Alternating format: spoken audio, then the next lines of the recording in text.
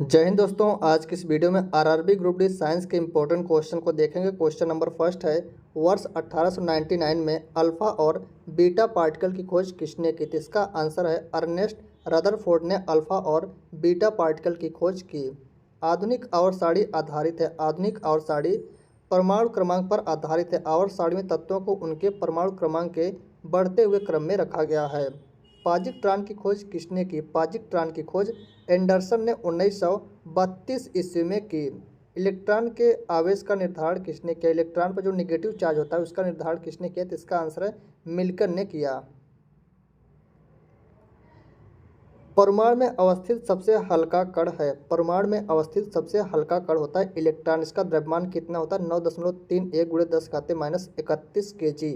Electron proton का भार का होता है। इलेक्ट्रॉन का जो भार होता है वह प्रोटॉन के भार का 1836वां भाग होता है।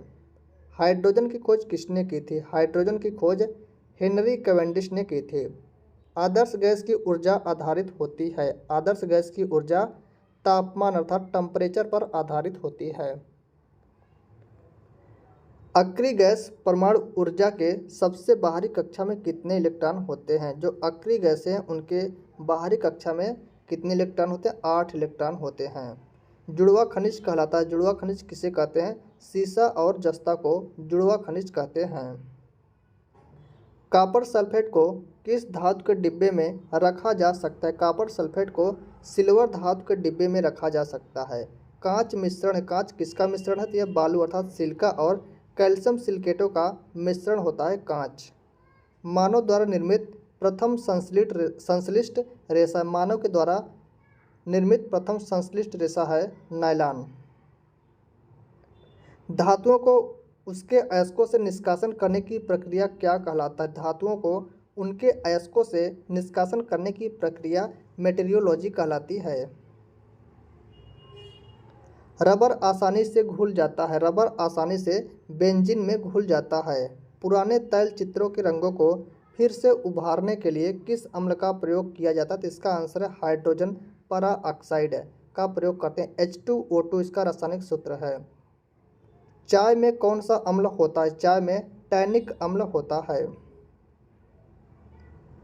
ऑयल ऑफ विट्रियल किसे कहा जाता है? H2SO4 को ऑयल ऑफ विट्रियल कहा जाता है। सल्फ्यूरिक अम्ल इसका रासायनिक नाम है।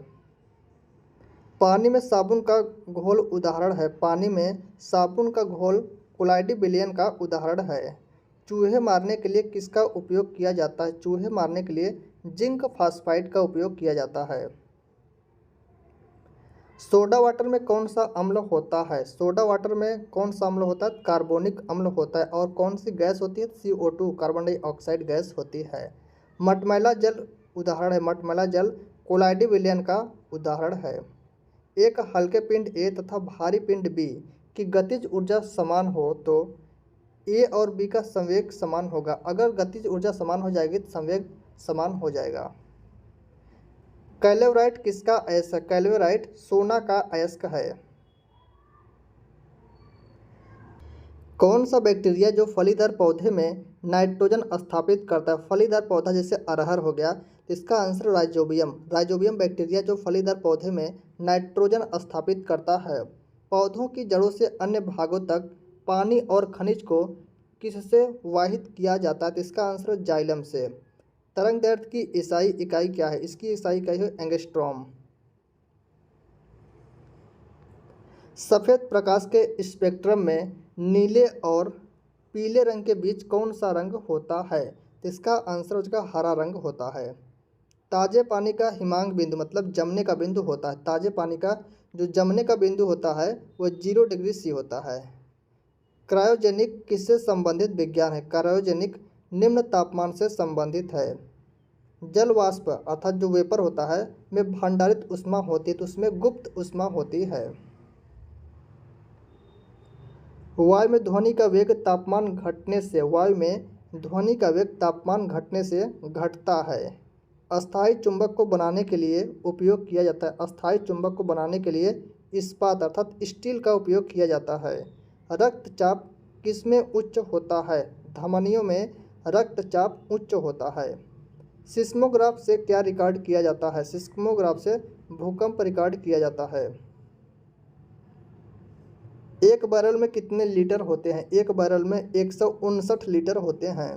सोनार का विस्तारित रूप है, सोनार का विस्तारित रूप है sound of navigation and raising. Chronology किसका अध्ययन है? क्रोनोलॉजी समय की अवधि का अध्ययन है। किस कारण ग्रह सूर्य के चारों ओर घूमता है? तो गुरुत्वाकर्षण के कारण।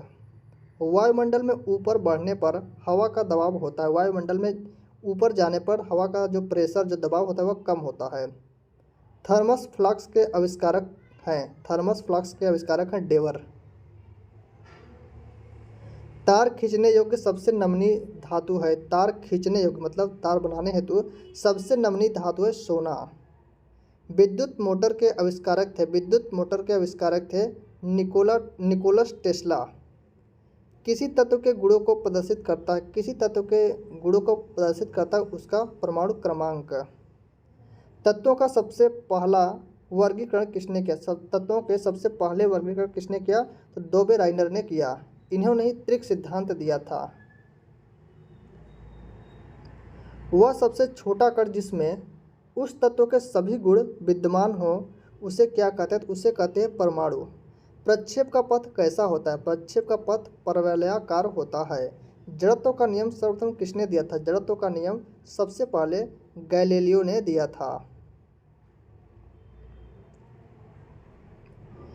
किसी ऊंचाई से पृथ्वी की ओर स्वतंत्रतापूर्वक गिर रही वस्तु एक समान से गिरती है, मतलब किसी ऊंचाई से पृथ्वी की ओर स्वतंत्रतापूर्वक गिर रही वस्तु एक समान त्वरण से गिरती है, क्योंकि उसके वेग में कोई परिवर्तन नहीं होता है, इसलिए उसका त्वरण क्या रहेगा? समान रहता है। खींचे हुए रबर बैंड में कौन सी ऊर्जा निहित होती है? तो उसमें स्थितिज ऊर्जा होती है। भारत में ऊर्जा का प्राथमिक स्रोत है, भारत में ऊर्जा का प्राथमिक स्रोत है कोयला। भोजन की ऊर्जा को मापा जाता है, भोजन की ऊर्जा को कैलोरी में मापा जाता है। पानी पर तैरती हुई वस्तु का आभासी भार होता है, पानी पर तैरती हुई वस्तु का आभासी भार 0 होता है। जल पृष्ठ पर लोहे के टुकड़े के न तैरने का कारण है? लोहे द्वारा विस्थापित जल का भार लोहे के भार से कम होना, मतलब जो लोहा होता है उसके द्वारा हटाया गया जल लोहे के भार से कम होता है, इसलिए लोहा डूब जाता है। पारे का निम्नतम हिमांक है, पारा मतलब कितने पर जमता है? तो इसका आंसर है -39 डिग्री सी, और इसका क्वथनांक कितना है पारा का? 375 डिग्री सी, 375 डिग्री सी इसका क्वथनांक है, और -39 डिग्री सी इसका हिमांक है।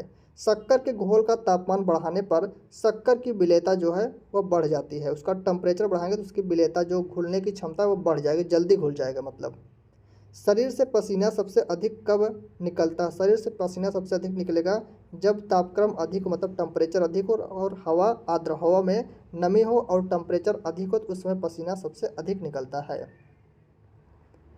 तांबे की गेंद को गर्म करने पर इसका घनत्व, जो डेंसिटी है उसकी बात हो रही है, तो इसका घनत्व घटता है। तांबे की गेंद को गर्म करने पर उसका घनत्व घटता है। प्रिज्म से गुजारने पर प्रकाश का कौन सा रंग सबसे अधिक विचलन दर्शाता है? तो इसका आंसर है बैगनी, और सबसे कम विचलन कौन दर्शाएगा? सबसे कम विचलन दर्शाएगा लाल रंग। श्वेत प्रकाश मिश्रण है, श्वेत प्रकाश 7 रंगों का मिश्रण है। परमाणु घड़ी किसके संक्रमण पर आधारित होती है? परमाणु जो घड़ी होती है वह किसके संक्रमण अर्थात ट्रांजिशन पर आधारित होती है? वह सीजियम संक्रमण पर आधारित होती है। आवर्धक लेंस क्या होता है? आवर्धक लेंस जो होता है वह अल्प फोकस दूरी सहित उत्तल लेंस होता है, मतलब आवर्धक लेंस उत्तल होता है जिसकी फोकस दूरी कम होती है। आजकल सड़कों पर पीली रोशनी के लिए प्रायः प्रयुक्त लैंपों में किस गैस का प्रयोग किया जाता है? जो पीली रोशनी होती है उसके मतलब किस वजह से होती है? तो इसका आंसर है नियान, नियान गैस के कारण। नियान एक अक्रिय गैस है। प्रकाशीय फाइबर किस सिद्धांत पर कार्य करता है? प्रकाशीय फाइबर जो होता है वह पूर्ण आंतरिक परावर्तन के सिद्धांत पर कार्य करता है। ऑप्टिकल फाइबर का आविष्कार किसने किया? तो ऑप्टिकल फाइबर का जो आविष्कार वह नरेंद्र सिंह कृपाणी ने किया, नरेंद्र सिंह कृपाणी ने किया। फाइबर ऑप्टिक किस सिद्धांत पर कार्य करता है? फाइबर ऑप्टिक्स जो होता है वह पूर्ण आंतरिक परावर्तन के सिद्धांत पर कार्य करता है। प्रकाशीय तंतु का प्रयोग कहाँ किया जाता है? प्रकाशीय तंतु का प्रयोग संचार सेवा में किया जाता है। मृग मरीचिका बनाने वाली घटना को क्या कहते हैं? मृग मरीचिका बनाने वाली घटना को क्या कहते हैं? पूर्ण आंतरिक परावर्तन। इसी के कारण मृग मरीचिका बनता है। वर्णांतता का दोष किस लेंस के द्वारा दूर किया जा सकता है? तो इसका आंसर है किसी भी लेंस के प्रयोग द्वारा यह दूर नहीं किया जा सकता है। तारों के टिमटिमाने का क्या कारण है? तारा क्यों टिमटिमाता है? तो इसका कारण है वायुमंडलीय अपवर्तन। मल्टीमीटर से क्या मापा जा सकता है? धारा, वोल्टेज तथा प्रतिरोध, ये मल्टीमीटर से मापा जा सकता है।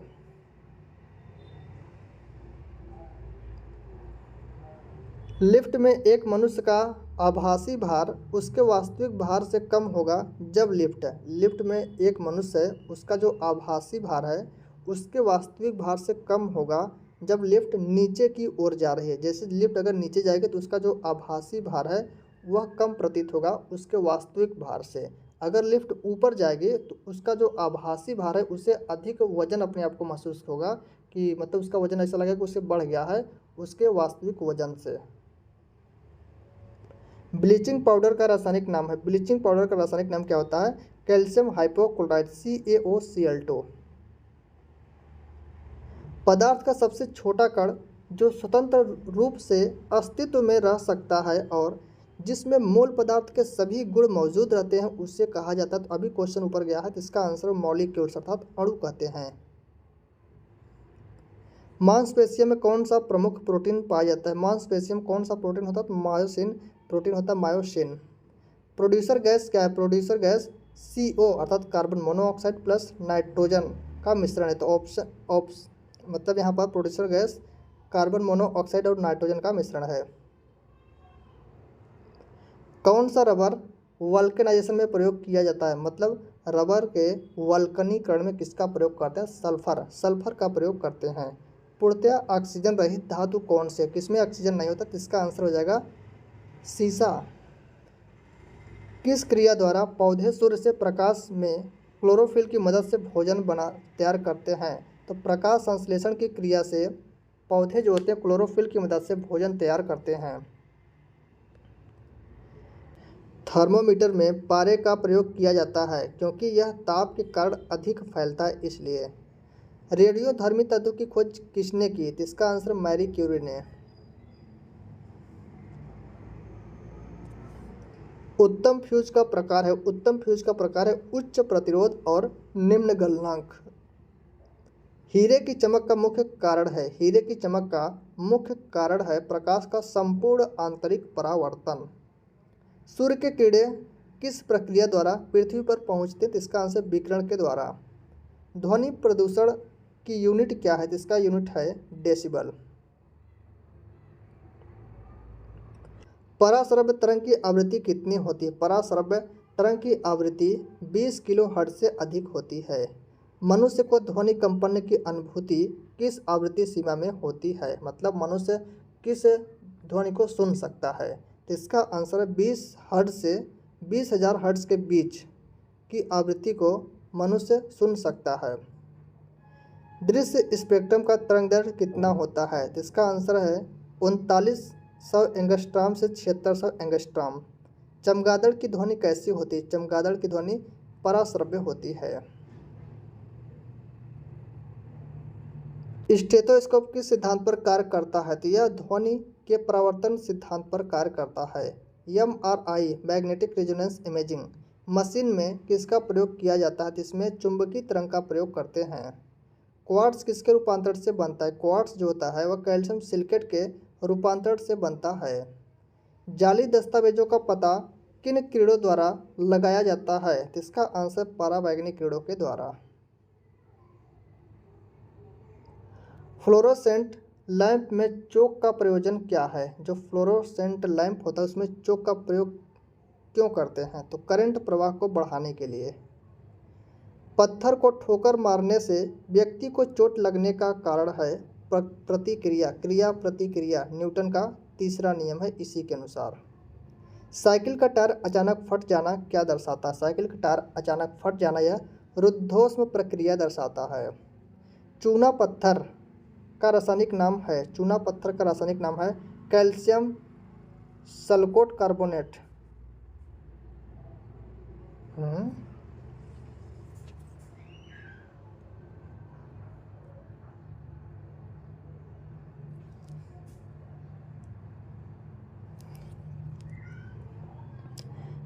फ्लोरोसेंट लैंप में चोक का प्रयोजन क्या है? तो क्यों चोक प्रयोग करते हैं? तो इसका आंसर है करंट प्रवाह को बढ़ाने के लिए। पत्थर को ठोकर मारने से व्यक्ति को चोट लगने का कारण क्या है? इसका कारण है प्रतिक्रिया। न्यूटन का तीसरा नियम क्या है? क्रिया प्रतिक्रिया का नियम और इसी के अनुसार। साइकिल का टायर अचानक फट जाना क्या दर्शाता है? यह दर्शाता है रुद्धोष्म प्रक्रिया। चूना पत्थर का रासायनिक नाम है, चूना पत्थर का रासायनिक नाम होता है calcium carbonate, calcium carbonate. Plaster of Paris का रासायनिक सूत्र है, प्लास्टर ऑफ पेरिस का रासायनिक सूत्र क्या है? तो इसका answer calcium sulphate, calcium sulphate hemihydrate, इसे इसका रासायनिक नाम है CaSO4 2 पेनिसिलिन एंटीबायोटिक प्राप्त करते हैं, किससे प्राप्त करते हैं? तो फफूंद से प्राप्त करते हैं। सफ़ेद स्वर्ण कहते हैं, सफ़ेद स्वर्ण किसे कहते हैं? प्लेटिनम को सफ़ेद स्वर्ण के नाम से जाना जाता है। इलेक्ट्रॉन वोल्ट इकाई है, इलेक्ट्रॉन वोल्ट यह ऊर्जा की इकाई है। जिप्सम का रासायनिक सूत्र है, जिप्सम का रासायनिक सूत्र होता है CaSO4 2H2O। मानव शरीर का सबसे बड़ा अंग है, मानव शरीर का सबसे बड़ा अंग होता है त्वचा।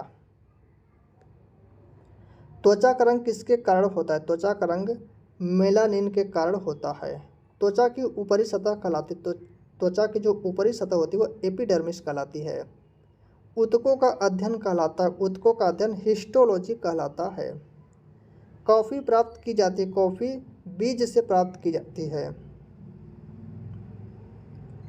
रेनकोट बनाया जाता है, रेनकोट किसका बना होता है? पॉलीकार्बोनेट से बना होता है। प्राकृतिक रबर बहुलक है, प्राकृतिक जो रबर होते हैं वह आइसोप्रीन के बहुलक होते हैं। प्रतिरोध का मात्रक है, प्रतिरोध का मात्रक ओम है। ल्यूमेन इकाई, ल्यूमेन किसकी इकाई? ज्योति फ्लक्स की इकाई होती है ल्यूमेन। कैंडिला मात्रक है, कैंडिला किसका मात्रक? ज्योति तीव्रता का मात्रक होता है कैंडिला। पराबैंगनी कीड़ों को अवशोषित करता है, पराबैंगनी कीड़ों को ओजोन लेयर, जो ओजोन परत होती है वह पराबैंगनी कीड़ों को अवशोषित करती है। समताप मंडल में पाई जाती है ओजोन परत। व्यक्ति का भार उस लिफ्ट में अधिक होगा जो ऊपर की ओर त्वरित होगा, मतलब जो लिफ्ट ऊपर की ओर जाएगा उसमें व्यक्ति का जो भार होगा वह उसे बढ़ा हुआ महसूस होगा। अगर लिफ्ट नीचे आएगी तो व्यक्ति का जो भार होगा वह उसे घटा हुआ महसूस होगा। शून्य में अर्थात निर्वात में स्वतंत्र रूप से गिरने वाली वस्तुओं का त्वरण होता है, तो निर्वात में गिरने वाली वस्तुओं का जो त्वरण होता है वह 0 होता है, मतलब समान होता है, क्योंकि उसमें कोई भी वेग परिवर्तन नहीं होता है।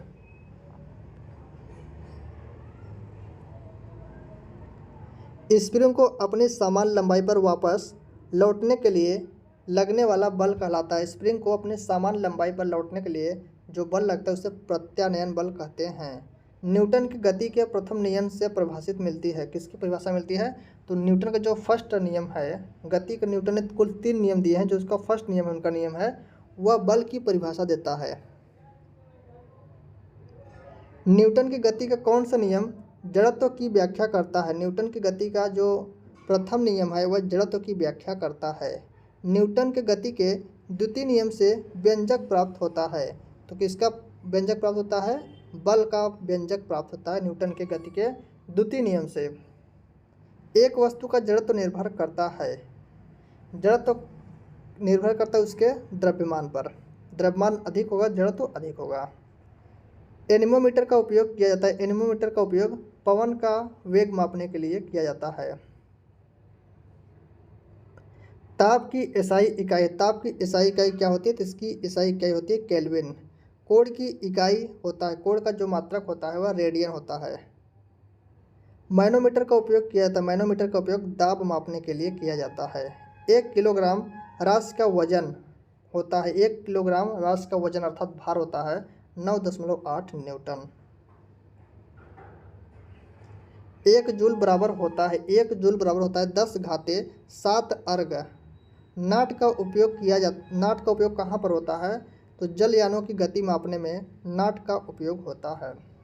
एक लिफ्ट में किसी व्यक्ति का प्रत्यक्ष भार वास्तविक भार से कम होता है। जो प्रत्यक्ष भार है वह वास्तविक भार से कम होता है जब लिफ्ट जा रही हो नीचे की ओर। जैसे लिफ्ट अगर नीचे जाएगी तो उसका भार उसे कम महसूस होगा। मतलब अगर वास्तविक भार उसका 50 केजी है तो उसे 45 केजी या 46 केजी ऐसे महसूस होगा जब लिफ्ट नीचे जाएगी। कोड़ी वेग की इकाई है, कोड़ी वेग की इकाई होती है रेडियन प्रति सेकंड। लेंज का नियम किसके संरक्षण नियम का परिमाप है? तो लेंज का नियम ऊर्जा संरक्षण पर आधारित है। रेडियो का आविष्कार किसने किया था? मार्कोनी ने रेडियो का आविष्कार किया था। चंद्रमा से यदि किसी पिंड को पृथ्वी पर लाया जाए तो उसका द्रव्यमान अपरिवर्तित रहेगा। चंद्रमा से यदि किसी पिंड को पृथ्वी पर लाया जाएगा तो उसका जो द्रव्यमान होगा वह अपरिवर्तित रहेगा, लेकिन जो भार होगा वह चेंज हो जाएगा, क्योंकि उसमें भार बराबर होता है m/g, द्रव्यमान इंटू गुरुत्वीय त्वरण। तो द्रव्यमान हमेशा कहीं भी जाए आपका द्रव्यमान कांस्टेंट रहेगा, कोई परिवर्तन नहीं होगा, लेकिन g के कारण भार जो होता है वह चेंज हो जाता है।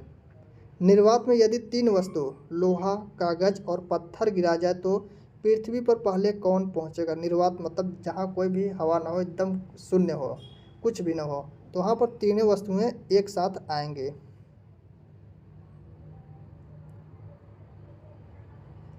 किसी हवाई जहाज या किसी निश्चित ऊंचाई पर स्थिर एक पिंड की ऊंचाई मापने के लिए प्रयुक्त उपकरण है। मतलब ऊंचाई मापने के लिए अल्टीमीटर का प्रयोग करते हैं। सीधा सा क्वेश्चन है, ऊंचाई मापने के लिए किसका उपयोग करते हैं? तो अल्टीमीटर का। बस चलिए आज के लिए इतना, मिलते हैं नेक्स्ट वीडियो में।